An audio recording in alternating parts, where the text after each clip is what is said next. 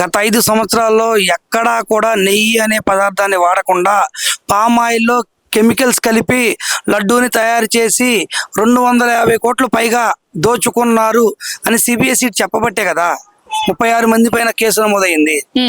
అయితే ఇక్కడ YCP party గాని ఆ నాయకులు గాని మాట్లాడుతూ గతంలో చంద్రబాబు పవన్ కళ్యాణ్ జంతువుల కొవ్వు కలిసిందని చెప్పి ఆరోపించారు.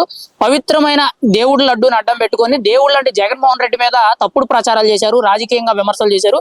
ఈ రోజు నిజాలు బయటకు వచ్చినాయి, క్షమాపణలు చెప్పాలంటున్నారు.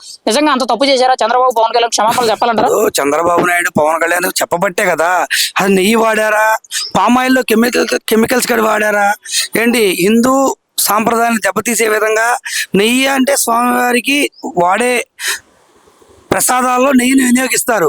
అలాంటిది ఒక పామాయిలు ఇతర కెమికల్స్తో స్వామివారికి నైవేద్యాన్ని పెట్టడం, భక్తులకు ప్రసాదంగా దాన్ని వినియోగించడం తప్పు కాదంటారా? చంద్రబాబు గారు కానీ పవన్ కళ్యాణ్ గారు కానీ ఇతర హిందూ సంఘాలు కానీ దీన్ని ఆ రోజు విమర్శించబట్టే ఈరోజు సీటు 36 మంది పైన ఈ కేసుని నమోదు చేసి దీంట్లో అచ్చంగా పామాయిలు ఇతర కెమికల్స్ వాడారు అని చెబుతుంది. మరి క్షమాపణలు చెప్పాలంటారా వీళ్ళిద్దరూ? అవసరం లేదా?